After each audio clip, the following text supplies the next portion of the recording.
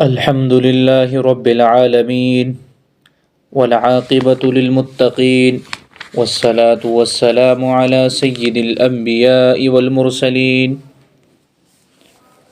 وعلى آله وأصحابه أجمعين. أما بعد، أعوذ بالله من الشيطان الرجيم. بسم الله الرحمن الرحيم. وما أرسلناك إلا رحمة للعالمين. صدق الله العظيم. قال النبي صلى الله عليه وسلم: لا يؤمن أحدكم حتى أكون أحب إليه من والده وولده والناس أجمعين، أو كما قال عليه الصلاة والسلام. سب سے پہلے مشیت کے انوار سے نقش روئے محمد بنایا گیا. سب سے پہلے مشیت کے انوار سے نقش روئے محمد بنایا گیا، پھر اسی نور سے مانگ کر بزم کون و مکاں سجایا گیا. وہ محمد بھی احمد بھی محمود بھی، حسن فطرت کا شاہد بھی مشہود بھی. وہ محمد بھی احمد بھی محمود بھی، حسن فطرت کا شاہد بھی مشہود بھی. علم و حکمت میں وہ غیر محدود بھی، ظاہراً امیوں میں اٹھایا گیا.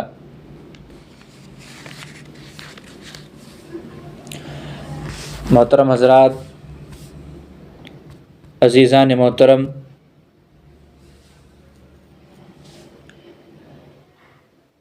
خدا تعالیٰ کے بعد جس عظیم شخصیت کا ہم سبوں پر سب سے زیادہ احسان ہے، وہ سید الانبیاء محمد عربی صلی اللہ علیہ وسلم کی ذات اقدس ہے.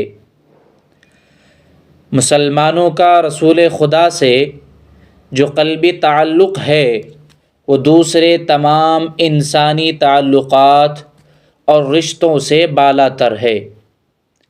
دنیا کا کوئی رشتہ اس رشتے سے اور کوئی تعلق اس تعلق سے ذرہ برابر بھی کوئی نسبت نہیں رکھتا جو محسن انسانیت صلی اللہ علیہ وسلم اور اہل ایمان کے درمیان ہے. اور کیوں نہ ہو کہ ہمارے نبی مسلمانوں کے لیے ان کے ماں باپ سے بڑھ کر شفیق و رحیم ہیں. حضرات گرامی، حضور پر نور صلی اللہ تعالی علیہ وسلم نے ارشاد فرمایا: لا یؤمن احدکم حتی اکون احب الیہ من والدہ وولدہ والناس اجمعین. کہ میں تم میں سے کوئی شخص اس وقت تک مومن کامل نہیں ہو سکتا جب تک کہ میں اس کو اپنی جان سے، اپنے والدین سے، اپنی اولاد سے اور پوری کائنات کے انسانوں سے زیادہ محبوب نہ ہو جاؤں. میرے دوستو، صحابہ کرام رضی اللہ تعالی عنہم نے اپنے قول و فعل اور اپنے عمل سے حضور اکرم صلی اللہ علیہ وسلم کی محبت و عشق کی وہ مثالیں پیش کیں کہ دنیا کی کوئی قوم، کوئی ملت اپنے مقتدی یا اپنے پیغمبر اور اپنے رہنما سے محبت کی ایسی مثالیں پیش نہیں کر سکتی. حضرات گرامی، ایک مرتبہ حضرت بلال رضی اللہ تعالی عنہ کو خواب میں نبی علیہ الصلاۃ والسلام کی زیارت نصیب ہوئی. نبی علیہ الصلاۃ والسلام نے ارشاد فرمایا: اے بلال، یہ کتنی بڑی غفلتی کی بات ہے کہ تم ہمیں ملنے ہی نہیں آتے. یہ سنتے ہی حضرت بلال رضی اللہ تعالیٰ عنہ کی آنکھ کھل گئیں. انہوں نے اسی وقت اپنی بیوی کو جگایا اور کہا کہ میں بس اسی وقت رات کو ہی سفر کرنا چاہتا ہوں.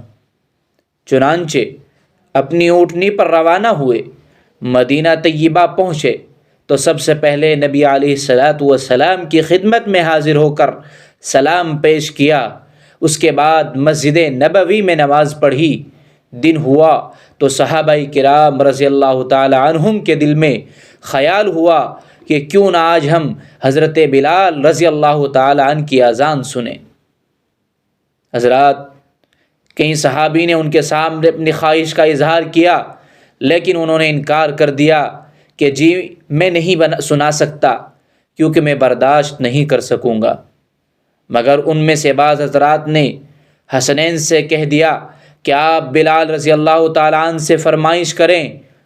ان کا اپنا بھی دل چاہتا تھا، چنانچہ شہزادوں نے فرمائش کی کہ ہمیں اپنے نانا کے زمانے کی اذان سننی ہے۔ اب یہ فرمائش ایسی تھی کہ حضرت بلال رضی اللہ تعالیٰ عنہ کے لیے انکار کی گنجائش بالکل نہیں تھی۔ چنانچہ یہ دوسرا موقع تھا کہ جب حضرت بلال اذان دینے لگے۔ جب انہوں نے اذان دینا شروع کیا اور صحابہ کرام نے وہ اذان سنی جو نبی علیہ الصلاۃ والسلام کے دور میں سنا کرتے تھے، تو ان کے دل ان کے قابو میں نہ رہے، حتیٰ کہ گھروں کے اندر جو عورتیں تھیں جب انہوں نے وہ آواز سنی تو وہ بھی روتی ہوئی اپنے گھروں سے باہر نکلیں اور مسجد نبوی کے باہر ہجوم لگ گیا۔